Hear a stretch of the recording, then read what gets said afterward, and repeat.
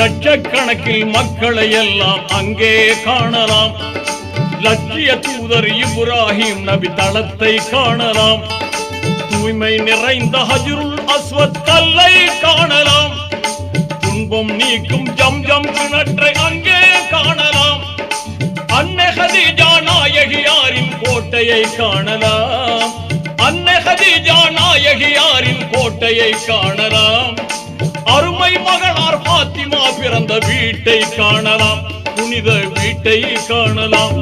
லப்பைக் லப்பைக் அல்லாஹும்ம லப்பைக் லப்பைக் லப்பைக் அல்லாஹும்ம லப்பைக் இன்னல் ஹம்த வன் நிஅமத லக வல் முல்க லப்பைக் லா ஷரீக லக் லப்பைக் லப்பைக் அல்லாஹும்ம லப்பைக்